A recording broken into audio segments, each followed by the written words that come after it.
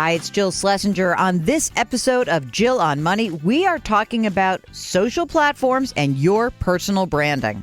If you're the real expert and you don't say something, then you're part of the problem. It's not always about you. So if you really care about what people understand about what you are an expert at, then you have to say something.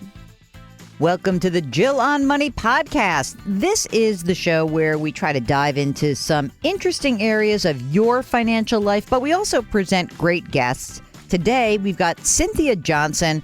She is the author of a book called Platform, The Art and Science of Personal Branding. I know, stop rolling your eyes. This woman's got 1.7 million followers on Twitter at Cynthia Live. She was named one of the top 5 personal branding experts in 2017 by Entrepreneur Magazine, and Inc. listed her as one of the 20 digital marketing people to follow. So she's got some street cred. She's going to tell us about what we need to know about the various social platforms, what we can get from them, and what we need to watch for. So here's our interview with Cynthia Johnson. You're listening to Jill on Money with Jill Schlesinger. Cynthia Johnson, author of Platform. Welcome to the program. Thank you for having me. Yeah. You're jet lagged. I'm so sorry. No. I feel bad. Like, Mark, why'd you make her come in so early? What's up with you? Blame Mark. That's what you do. So, Cynthia, when we start the program, we ask a question, and it is, what is the best financial or career decision that you've ever made? Quitting my corporate job. Okay, so you quit that's fascinating because we've heard this before. So tell us a little bit about yourself. First of all, where are you from?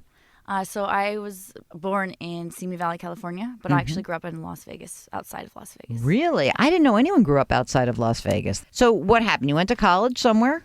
Yeah, I ended up graduating from Colorado State. And was that fun? Is that like one of those weird party schools? No, not for me. I like to hop around. I had some different interests, and what I realized hopping around is that what I was really looking for was to be able to do and choose what I wanted to do throughout life. And I was one of those crazy people. I was like, I'll get into stunt choreography. I'll speak Chinese. I'll move to Asia and backpack. And I did all these crazy things, and then I realized, oh well, the internet is something you can take anywhere and do anything with. And so Colorado State was a good place to focus. They're one of the top schools for social media. And, really? Yeah. This is how old I am, just to give you the deal. It's like, oh my God, of course they must have social media things going on now in college. And I'm still the person who reads a book and flags it and highlights it. So now, I'm old. You're going to have to school me, all right? So you go to college, you screw around, you have fun, and then what is it that you found that was your passion and the basis of this book? There's all these tools and resources. We're paying all this money to go to school, and I never would ever say not to do that. You should go to school, hands down. But we're not really utilizing the things right in front of us. And the career growth that can come from being able to, what's college? Is connecting with the right people. That's especially when you get into master programs and so on.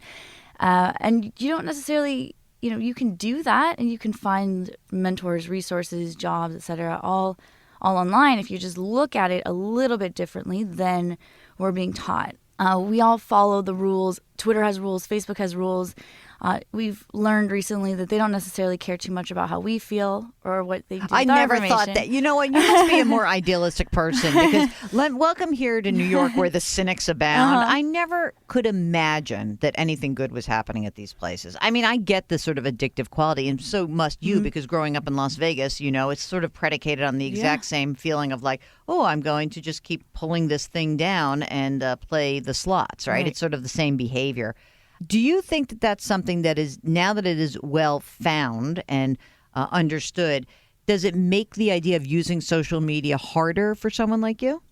No. Again, it makes it easier because I look at it as, if you want me to use your platform a certain way, then build it a certain way.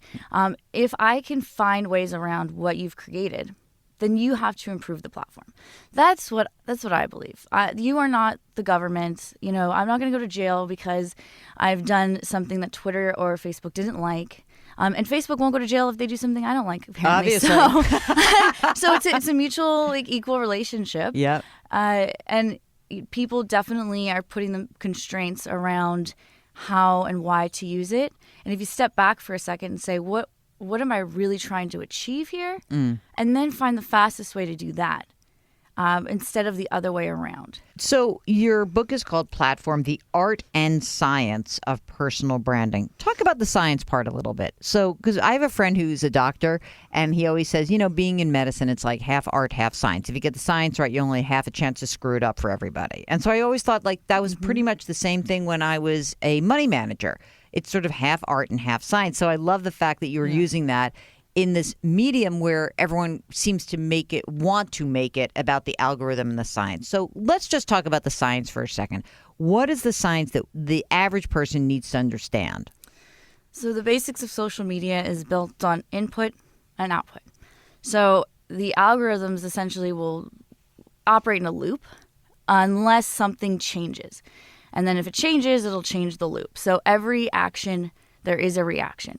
So looking at it as, if I do this, what is the reaction I will get? If I communicate with people that talk about X, or if I share this type of content. We've all seen this when we get blocked or we get ghosted on different accounts, or they don't approve our ads and whatnot. But you can use the same kind of thinking of, I'm trying to, let's say maybe you're a VC, right? And you want better deal flow. Well, you need to get in front of a certain type of person and with a certain kind of message. I mean, you can really use the fact that it's all built on this input-output to your advantage. If you're looking at it as this broad sort of thing where, you post a lot of content and, you hope people will find you, I mean, that's just boring as elementary. I don't know. It's really like, how do I get in front of these types of people? And what action will create that reaction from the platform? And each platform is different, but they're all built on the same model. Well, if you look at the science aspect, and I just want to stay on this for a second, what part of the science of these various platforms would most people find surprising, do you think, now that you've dug in and you really understand it all? One example would be the communication part. So what I did early on is I had, this is on Twitter, so I created a Twitter chat. And it was because I was I was partnered in an agency, and I wanted people to come to us who needed work, right? And so I created a Twitter chat where half an hour once a week, I would ask questions about digital marketing, people would answer them, and then I became the expert as the suggested person to follow on that topic by Twitter. Simply because people use my name next to keywords related to the topic. So then Twitter's algorithm says if all of these people communicate, it really wasn't that many people in the beginning, every week with her on this topic, and it's her username with the words, she must know what she's talking about. And so that allowed me to be the suggested person for anyone interested in that topic. When you think about the science of it, what I think is kind of interesting is that sort of starts to beg the question, who's an expert and who's not? Because there are times where Mark will say to me, like, this idiot is on Twitter and has a bazillion followers and purports to know something about personal finance, but doesn't have a certified financial planner designation, hasn't put in the time. And it makes him nuts that there's no vetting. But there is no vetting. The algorithm is sort of saying, this is the pattern, this is the information, and now says to you who wants personal finance, go follow that person. So that is the science behind it, and it's why someone who maybe doesn't know anything ends up being a so-called expert with tons of followers, right? And so just to bring it even more to the point is that a publisher is looking for ideas and says, oh, this person has 1 million followers, so I should give that person a book deal because that person has all these followers. They'll be able to. But again, nothing back to like any credible expertise. So how can you display your expertise for real and differentiate from the ones who aren't? Like there's a zillion people out there who say, I'm the branding expert. Why are you, Cynthia, the branding expert? And more importantly, how do you communicate that? I'm in a unique situation because what I'm doing to spread the message is exactly the message I'm sending. So if I wasn't able to do it, then I wouldn't be the expert, right? Right. Yeah, I get it. But I do see this a lot. It happens quite a bit. And to be honest, people have to thicken their skin a little bit and cause a little bit of conflict, right? You have to have that conversation with those people, because if you're seeing it as this person's definitely not the expert, they just have all these followers, other people seeing it too. So you look at that person, let's say you want to go after finance, right? And there's this guy doing all this stuff. You can actually target his audience and take them from him by taking his center of influence. So he's the center of influence. You can utilize the most important people around him and kind of pull his audience away or her audience away. Again, that's a science. So how do you do that? Well, you need to connect with certain people. And by connecting you're as important to a topic as your most important follower in that topic. So look at who's following you and look at who's following them. And then there's ratios, right? So if, let's say, Bill Gates is following you. If Bill Gates is following you and you follow some of Bill Gates' followers, what are the odds they're going to follow you back? Pretty high. Yeah. Because they're going to think you are very, very important. Right. And so you can sort of use those people as a way of figuring out what the audience is. And then also, communicate the fact that they're wrong about certain things. Let's now move into the art part, because the science sounds kind of, it is what it is, right? And each platform is slightly different. So let's talk about the art part for a second. So explain the art of managing social media to build your brand and to enhance a message that you want out there. My target audience, they're not the people who have a ton of time. And so the first thing that I say is it's more of a lifestyle situation. How much time do you really have, right? Because you don't need to be everywhere and you don't need to constantly be sending messages out. In fact, if you're an executive or someone in finance who's supposed to be really busy and you're posting 4 or 5 times a day with hashtags on LinkedIn, I do not believe you. I'm like, where'd you get all that time? Yeah, right. Aren't you supposed to be busy? Go do something. Yeah. So the art is figuring out who is your audience and what message are you sending in the way you communicate. The second thing is the art of conflict. And it's really important because you can get stomped pretty quickly by people, like you said, who don't know what they're talking about.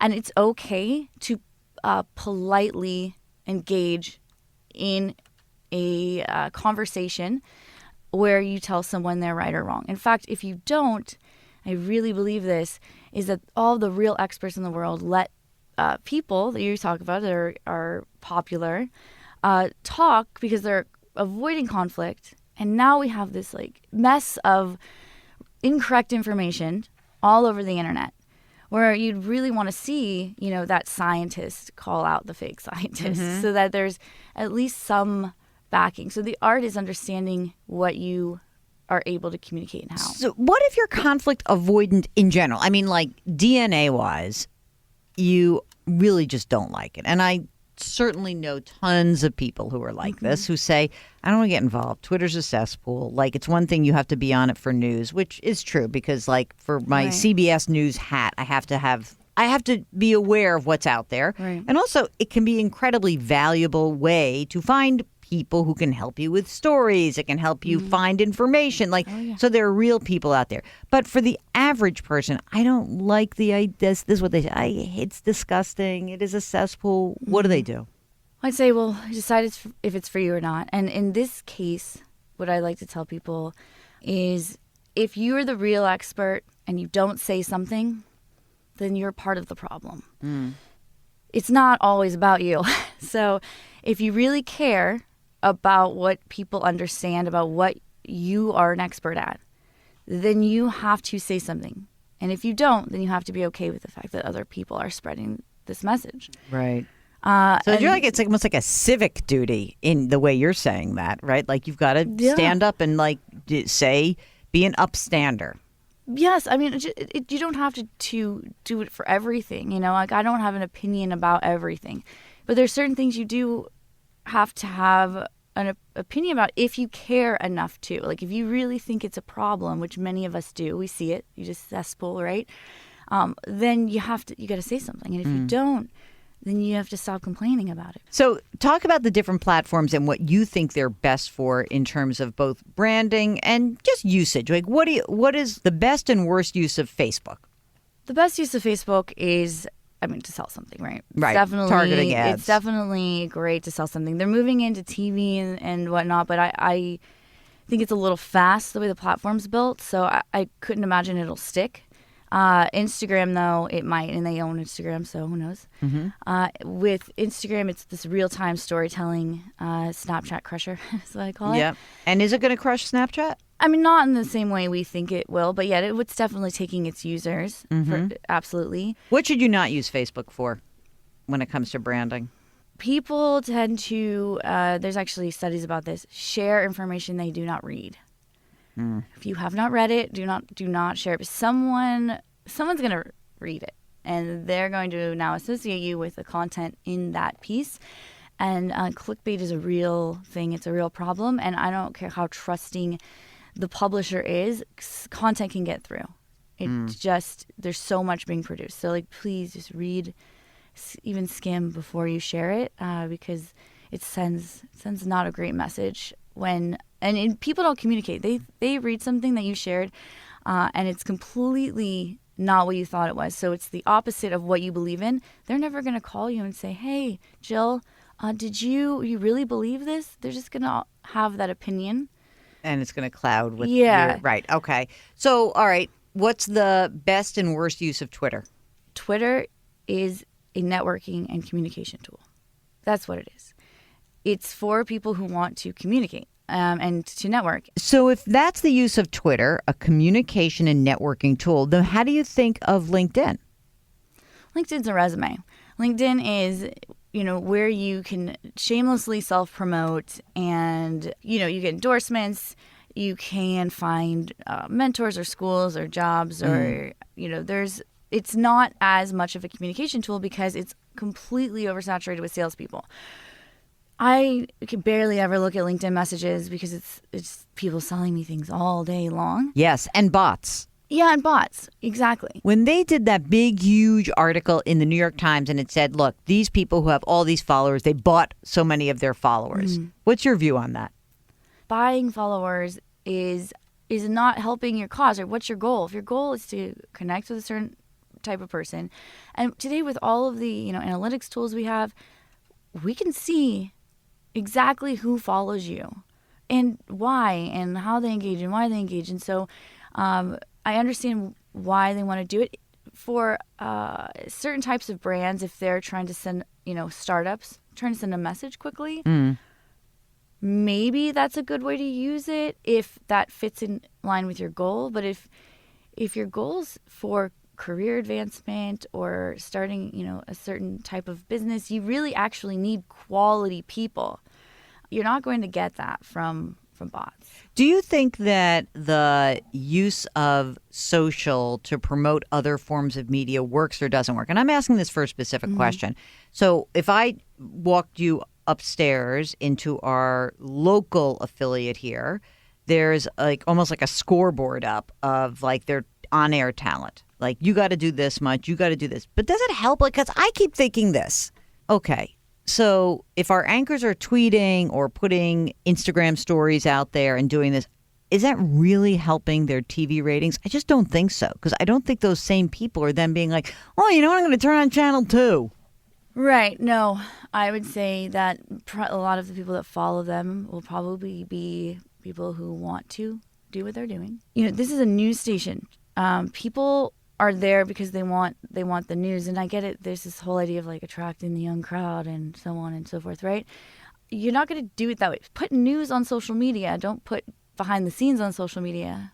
Interesting. Yeah. Interesting. Mark, are you listening? Are you taking notes? Because I almost think that some of the brass believes, well, if we just do this and we show that they have this big following, then that will do what? Those people are not watching news. They may be watching news on a Facebook feed, or they might clip on a link, or they might watch carpool karaoke, but That's not how your generation and younger even Yeah. is acquiring their news nutrients, right? Right, exactly. And also, younger people, they can see through. They know why you're doing it, which can sometimes come off as desperate. Some people do it really well. Yeah. But that's because they were allowed to have a personality and deliver the news. And there's a certain point in your career where you get to do that, and it's usually not at the stage when they're asking you to. Right. When you're in the middle of it. It's interesting. So who uses, like when you think about the branding aspect, what companies, people do you think are using, besides you, obviously, who does social media really well? I listen to Kara Swisher on Recode, and she always thinks that, she says that Kim Kardashian, best, like, unbelievable brander. Do you agree with that?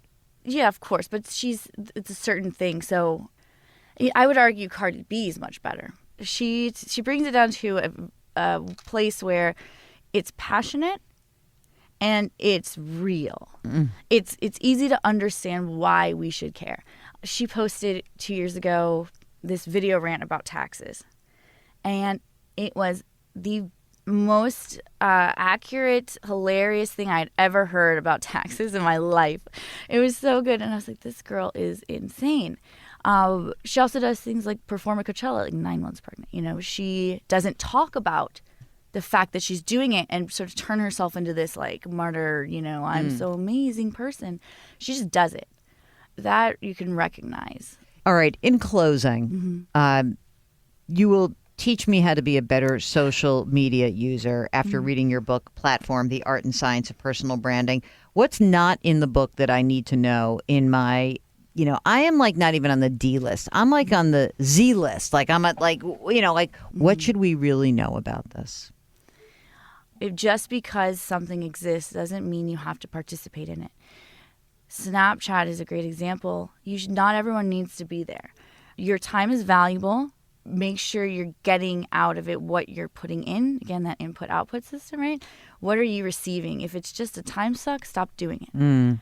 That's my biggest piece of advice. And then the other second thing is be kind of fearless, right? If you want something, you want to be like, verified, or you want a Wikipedia page, I don't know, whatever you want. Email someone that works there. That's right, exactly. There's a human element too. Right. And LinkedIn's a great place to find those people. Don't communicate with them there. Find them there and get an idea of how they like to be communicated with. And then find them on a platform that maybe they don't get as much of attention. Oh, that's very interesting. Yeah. Okay, and before we let you go, Cynthia Johnson, we started and you said your best financial or career decision was, you said, screw you to the man, you quit, you like found your way. What's the worst financial or career decision that you've made? I took a bad stock deal once. Really? Tell me more. And it was the same situation. Really? Yeah, so we were actually brought on by way of acquisition, and it didn't work out for you. Nope. But I mean, those are just life lessons. Life lessons, you know. You love what you do? I do. I love what I do because I get to meet all different kinds of people and be part of their journeys as well as my own at the same time. I enjoy quite That's a bit. great. You're a little bit of a voyeur. Me too. That's why I get to have people in my podcast studio, which is fantastic. Cynthia Johnson, thank you so much for joining us. Thank you so much for having me. You're listening to Jill on Money. Welcome to the Jill on Money Call of the Week. This is my chance to kind of flex my CFP muscles to make sure I still stay in touch with the things that matter most to you. So if you have a financial question, and it could be anything, really anything with a dollar sign, it could be about your career, it could be about tax season, it could be about retirement, anything, doesn't matter. You've got 2 chances every week to get on the air, sometimes 3. And we try to work these in as much as we can because it is so much fun for us to be able to talk to you. So today we're talking to Tina, who is on the line from New York City. Hello, Tina. How are you? How can I help? Hey, I'm good. So I just got married in July, and I'm actually looking to buy my first home with my husband. Wow. Here in New York. Yeah, exciting. Very. But we just were wondering if you have any advice for us, considering we know, honestly, next to nothing about buying a home, and then also considering the housing market right now and how it is at the moment. Yeah, it's tough, man. I mean, it's really tough because, that first leap into the world of real estate is really scary. And for most of us, it is our largest financial transaction of our lives. So I get that it's nerve-wracking. Tell me a little bit about you and the spouse. How much do you guys make together? Combined, we make about $162,000 a year. Okay. And we actually paid off our student loans last year using a chunk of our wedding money, which was awesome. Oh, how good did that feel to pay off those student loans? It's like exoneration that you just like, oh my God, I am free. How much money do you have left in the bank right this moment? Right now, we have about $35,000 in savings, and then we're putting away about $4,000 a month. Whoa. And are you putting that $4,000 into savings because of this desire to buy a home, right? Yeah. Okay. And what about for your retirement? Do you guys make contributions to retirement plans based on your income? So I have a Roth IRA set up on my own. I have about $12,000 in there from a previous company's 401k, and I'm still working towards contributing more to it. I don't currently contribute. My husband has a 403b set up through his school, and he's putting away 10% of each paycheck. That's great. So is he a New York City teacher? No, he's on the island. Oh, okay. So do you want to buy a house out on the island? Is that the deal? Okay. Yeah. Have you guys started tracking how much money you spend on an ongoing basis? Have you done that awful, horrible? No, it's not that bad. But do you get a sense of like how much you're spending? Yeah, we have a pretty strict budget that we try to keep to. Oh, look at you, strict budget. I okay, try. My goodness. And how much are you paying in rent right now? Right now, it's actually a pretty good situation. My mom is my landlord. Oh, my God. That's awesome. Or it's horrible. I don't want to go there, but I know. Either one. So we're spending, honestly, about $1,000 a month in rent, and we pay our own utilities. Oh, my God. I know. So we're in a good situation. So we have the time where if we need to stay there, we can. But, we kind of want to have our own thing and have our first home. Yeah. I'm sort of loving that $1,000. I'm sort of stuck on the $1,000 a month in rent. For anyone who's listening who's not in New York or in D.C. or Boston or in San Francisco, I mean, $1,000 in rent might seem like, oh, that's normal. But $1,000 in rent is so cheap. Yeah. So I think that one of the things that could be helpful for you guys is, although you want to like get busy and buy a home, I love the idea that you are building up that savings account because you know now how much you spend, right? So what you want to do is maintain sort of two different accounts. You can have it in one, but I'm just sort of in your mind have two different accounts. One is the emergency reserve fund. That's 6 to 12 months of your living expenses. So let's even just say that you say, look, he's a teacher, he's safe, his job is going to be pretty secure. And maybe you say 6 months of your living expenses. How much do you spend each month? What are your current living expenses? Right now, it looks like we spend about $350 to $400 just on phone bills and cable and that kind of stuff. Yep. And then we also have like Spotify and Planet Fitness, like those types of things. There's probably like another $50 a month. And then we also have car insurance, which is about $120. What about like fun money? Like what about eating? Oh, for that, we basically do, we give ourselves kind of like an allowance of $300 every 2 weeks. So he gets $300 and I get $300 every 2 weeks. So you get $600 each, so $1,200 more a month. Okay. So it looks like about $3,000 a month is what you have as like your general expenses. Sound right? Yeah. Okay. So what I would like is that before you even think about the house part of it, that if you're spending $3,000 a month, we first want you to have, that $3,000 times 6 months, right? And we want you to know that 18 or 20 grand, that's sacrosanct. So in your savings account, the 20 grand that's there, that's like, oh my God, we cannot go below 20 ever. Okay. Now, the thing is, obviously, that when you buy a home, that emergency fund has to be even bigger because there's no way you're spending $1,000 a month on your housing costs, right? Right. Yep. So what I think would be very helpful for you guys is to, as you're, sort of in this, I think it's just like almost like your pre-home buying assignment. Mm-hmm. And that is, as you start looking around in communities where you'd like to buy, you kind of you got to figure out how much you can really afford. And one way to do that is to start the mortgage process now, even though you're not going to buy right now. But it'll give you a sense of, what you can actually afford. And, if you look around and you say, oh, well, we can afford, I don't know. So we can afford a $300,000 mortgage. Okay, let's just pretend, and we'd want to put down about $100,000. So we want to save $100,000. We want a $300,000 mortgage, so we can afford a $400,000 house. That will help you narrow your search for a home. But until you figure out what you can really afford on your $162,000, you're flying blind. Now, I know what you're thinking. You're thinking, well, I know I can afford more than $3,000 a month because I'm saving $4,000 a month, right? That's true. Except once you buy that home, I don't want you to buy a home and not be able to spend and not be able to save any more money. Right. Mm-hmm. So we want some healthy balance there. So I think it would be helpful for you to talk to a mortgage broker or run some numbers online, look at different mortgages, then back into how much house you can afford, and then you can start the process of looking.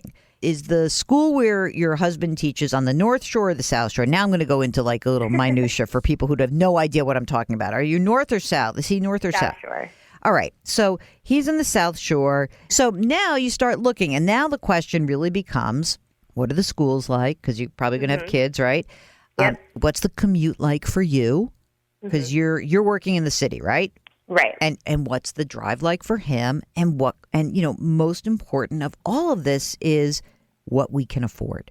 And you may find that you would rather save up more money today while you've got this $1,000 rent and buy a bigger home with a bigger down payment and be in a place that's better for you guys than find the cheapest possible place that gets you out of that $1,000 a month situation. Right. So I think it's time to do some research. When you're doing the research, you'll get a couple of numbers from a broker. You'll get principal interest, right? So what's the cost of the mortgage? The principal that I have to pay back, the interest I have to pay back. What's the cost of a homeowner's insurance, and what's the cost of taxes? So you factor those four things in. On top of that, what I would like to suggest is whatever the purchase price is, like I'm making it up, right? So if it's a $500,000 house that you're buying, you also add in an extra $5,000, 1% of the purchase price for every year, because houses cost money and there's maintenance and there's stuff that happens. So be sure to add that on. And then you're going to look at your current cash flow and you're going to say, can we afford this? And that's going to give you probably the most important piece of information you can find. Okay, great. How's that sound? Awesome. You good? Yeah. All right. If you need help with like the mortgage process, let me know. We can get you some mortgage brokers. But, you can maybe even start this process online because there's a lot of mortgage calculators out there. Don't forget to add in homeowners insurance. Don't forget to add in taxes. And don't forget to add in that yearly annual maintenance for stuff that happens in a home. Definitely. All right. Now, I would just like to say, as your older, wiser aunt, stay in that $1,000 a month rent situation. And Mark is shaking his head. He's like, stay there. Mark had was yours rent stabilized, or it was just a good situation? So Mark was living in somebody's, was it a brownstone? It was in a brownstone. So it was like a walk up, and it was in Hell's Kitchen before Hell's Kitchen was cool. And he was paying $1,000 a month for many years, actually. Yeah. And he kept saying to me, I want to buy. I said to him, you're crazy. Don't buy. Just keep saving your money. Save. He even tried to buy the apartment and the whole deal fell through. It was like the best thing that never happened to him. Yeah. And he then met the girl of his dreams and bought an apartment that was like way different than anything he would have bought at the time. So it may be that with a little bit more money saved, the opportunity for you to buy a house that maybe instead of like, oh, it's a starter house and we're going to move up, you may end up saying, wait, we actually found the house we want to be in for 20 years. So yeah. I just want you to be open-minded. Call us back if you have any other questions and let us know if we can help you out, okay? That sounds really great. Thank you so much. All right. Great to talk to you and good luck. You too. Thank you. Thanks so much to our guest, Cynthia Johnson, and to our caller, Tina. Don't forget, we drop new episodes of Jill on Money every Tuesday and Thursday. If you'd like to get on the air live with us, just send us an email. Ask Jill at JillOnMoney.com. Our music is composed by Joel Goodman. Mark Talercio is our executive producer, and we're distributed by Cadence 13. See you next week.